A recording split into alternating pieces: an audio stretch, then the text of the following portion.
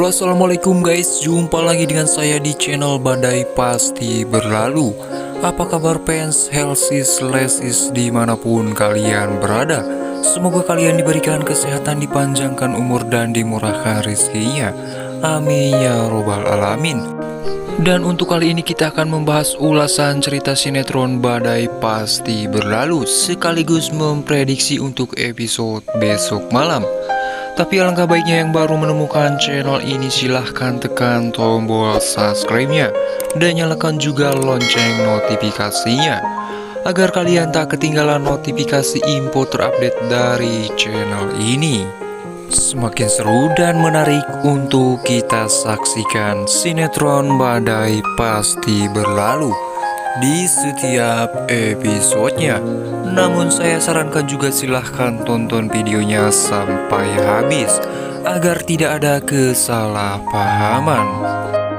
Di episode sebelumnya telah kita saksikan di mana akhirnya Bu Monik pun memaklumi Siska, di mana Siska yang terus membela Helmi dan ingin membantu Helmi.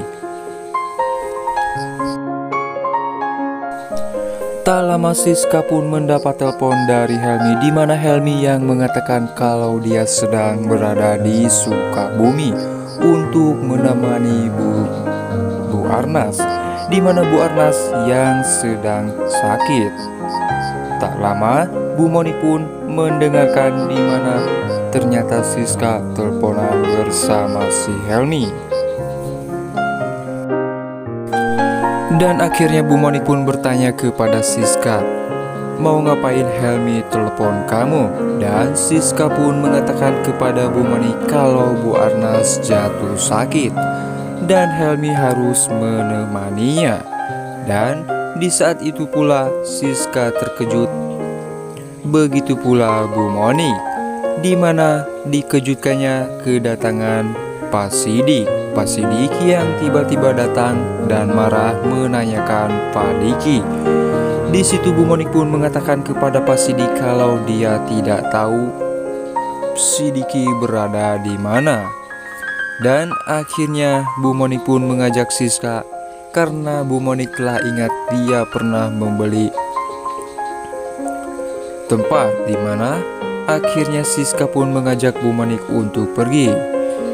Di situ Pak Sidik pun meminta untuk ikut karena dia ingin menemui si Diki.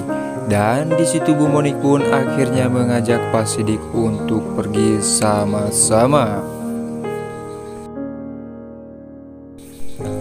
Tak lama si Ardan pun mengatakan kalau dia ingin ikut. Dan si Romi pun mengatakan kita berdua ingin membantu Kak Kori, dimanapun itu Kak Kori itu adalah senior kita. Dan di situ si Ardan mengatakan selagi Leo tidak ada kita harus memberikan bantuan. Dan akhirnya Pak Sidik pun berterima kasih dan mengajak mereka berdua. Di adegan dimana yang akhirnya si Diki yang sedang menyeret si Reta, dimana si Reta pun berteriak ingin dilepaskan oleh si Diki. Akan tetapi si Diki pun menggenggam erat tangan si Reta. Kamu tenang saja, nanti saya bakal lepaskan dengan satu syarat. Kamu harus meminta maaf kepada kakak kamu. Dan si Reta pun mengatakan kalau dia tidak mau. Dan akhirnya si Diki pun mengurung si Reta di kamar. Dan si Diki pun mengatakan, kamu ingat omongan saya. Di adegan lainnya di mana Pak Sidik yang mengatakan kepada Bu Monik kalau dia tidak yakin kalau si Diki berada di vilanya. Dan akhirnya Bu Monik pun mengatakan, kenapa kalau tidak yakin Bapak ikut? Dan akhirnya si Sidik pun mengatakan kepada Bu Monik, saya bersumpah saya akan menghabisi si Diki. Dan di situ akhirnya Bu Monik pun terkejut dengan ucapannya Pak Sidik. Begitu pula Siska. Dan tiba-tiba saja Bu Monik pun terkejut karena melihat villa itu memang benar ada seseorang. Dan akhirnya Siska pun menunjuk dan mengatakan itu benar, dan ternyata itu mobilnya Papa. Dan akhirnya dimana di adegan si Diki yang sedang mengurung si Reta mendengar suara mobil dari luar, dan akhirnya si Diki pun mengeceknya. Tak lama si Diki pun mengatakan, sialan, mereka bisa tahu saya ada di sini. Dan akhirnya si Diki pun berusaha untuk kabur dari Pak Sidik dan Bu Monik. Di adegan dimana Siska yang akhirnya berhasil masuk dan tiba-tiba mendengar suara teriakan si Reta. Dan disitu Siska pun mengatakan itu suaranya Reta. Pak Sidik pun panik, begitu pula dan yang lainnya karena melihat si Reta yang terkurung di kamar. Di situ si Reta pun meminta tolong kepada Pak Sidik untuk dibukakan pintunya. Bu Monik yang berteriak di mana si Diki, dan akhirnya si Reta pun berhasil keluar. Pak Sidik bertanya kepada si Reta, kamu ngapain di sini? Akan tetapi di situ si Reta malah menangis dan meminta maaf kepada si Sidik, di mana dialah yang telah melakukan dan menyebarkan video Dr. Cory yang bersama si Helmi.